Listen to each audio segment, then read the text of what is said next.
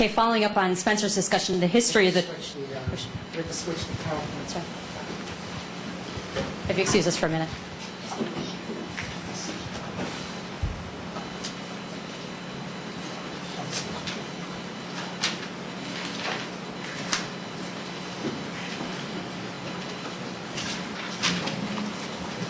Okay, following Spencer's discussion of the history of the Charter, I'm going to be talking a little bit about what exists in the current document. You're probably pretty well familiar with what I'm going to cover, but my goal is to provide a brief overview with citations to some of the relevant Charter chapters included in the materials. Before I begin to talk about the Charter, I'd like to provide a little bit of background concerning the legal context of the Charter. The Charter is in essence the city's constitution. It sets forth the structure of city government, the powers of elected and appointed officials, and community representatives, and detailed processes concerning budget, land use determinations, and other critical city government matters. But unlike the United States Constitution, the Charter, of course, is not the supreme law of the land. New York City's authority is derived entirely from the state of New York, and parts of the Charter were actually enacted by the state, and the state still has the power to amend the Charter. The authority for the appointment of this Charter Revision Commission comes from the state municipal home rule law and not from the Charter itself. While the city has many powers and responsibilities under state law, there are also limits on the city's authority. And so turning to this slide, this lists some of the key state statutory provisions which govern the city's powers, including, of course, Article 9 of the New York Constitution, the municipal home rule law, the general city law, the general municipal law. The powers of city agencies also must be read in conjunction with the relevant provisions of state law that pertain to the agency's subject matter. For example, the police department is subject to the criminal procedure law. The Department of Transportation is subject to the vehicle and traffic law.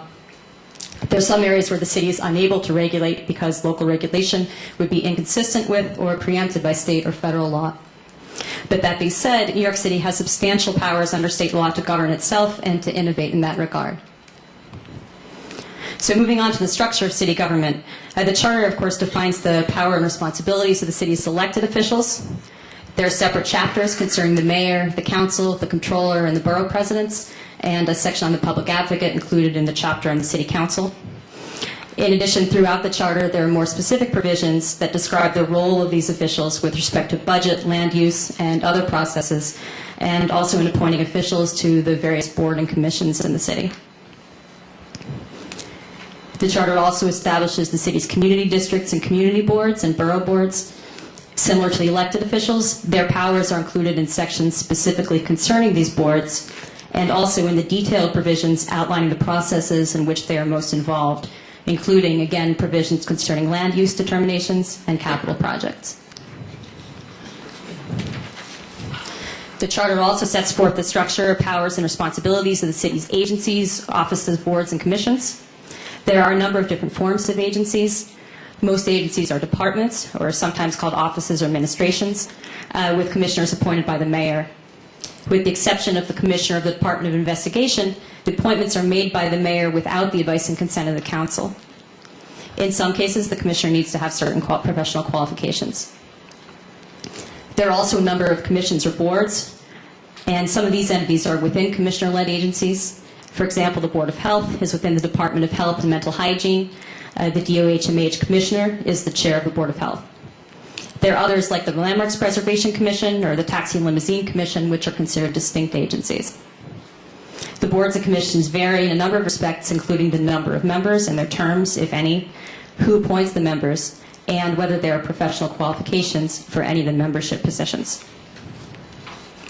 There are also some offices created within the mayor's office, including the Office of Management and Budget, the Office of Operations, the Criminal Justice Coordinator, and other offices that focus on specific policy issues such as domestic violence prevention. There are also some agencies that don't have any mayoral appointments. Other elected officials have a role in appointing the director of the Independent Budget Office, and the city clerk is appointed by the council. In the materials, there's a list, an alphabetical list of the different departments and the different boards and commissions. So this appears actually at the end of the materials, which is provided just as a guide, since the Charter, unfortunately, is not in alphabetical order. But here you can see the citations to the different provisions of the Charter that concern these different agencies and boards. There are also agencies that are created directly under state law.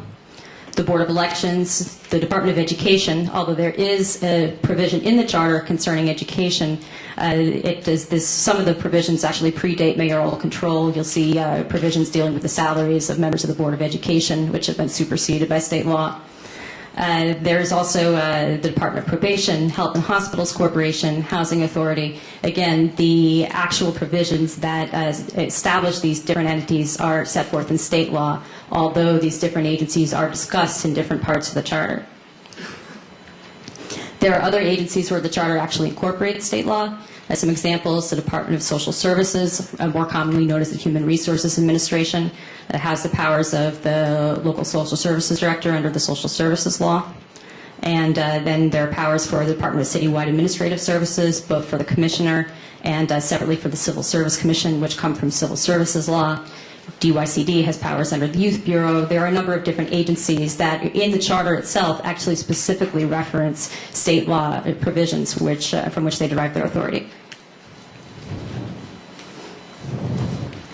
So I'm going to talk a little bit about the city government processes.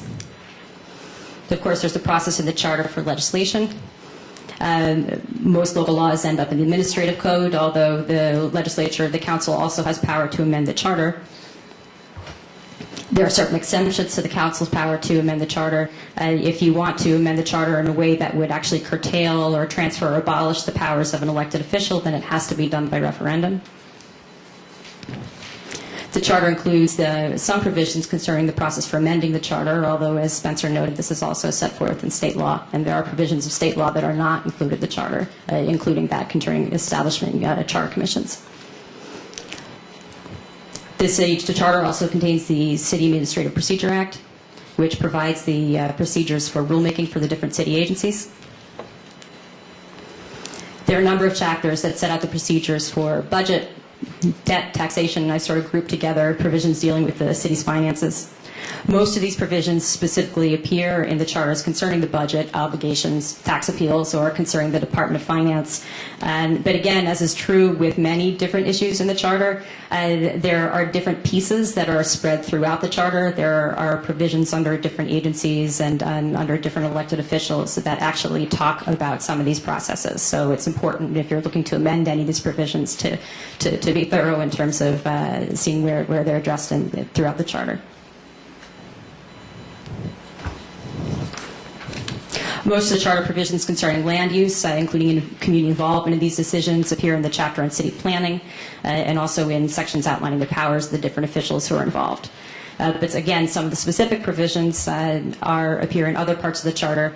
For example, some of the specific land use actions that are subject to the ULURP process, or Uniform Land Use Review Procedure, appear in other parts of the charter, which are actually cross-referenced in the section on ULURP, including major concessions, site selection for capital projects. The charter also includes, I've called here real property business transactions. There are chapters specifically dealing with city property, procurement, franchises, concessions. There are also relevant provisions concerning property in the section on the Department of Citywide Administrative Services and the Department of Small Business Services.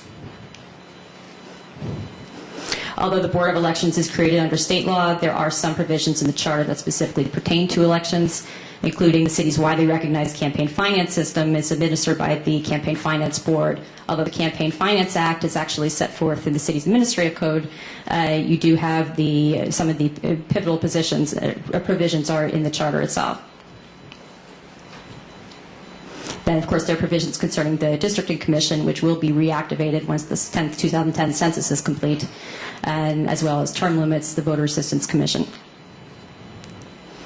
There are a number of general provisions of the charter that apply to all the different city agencies or to different city employees, depending, again, on what the charter actually says. The provisions concerning heads of mayoral agencies, for example, only apply for commissioners. They do not apply to the boards and commissions that were listed earlier. But there are other provisions concerning public access to meetings and information, concerning the conflicts of interest rules, concerning personnel management, among other things.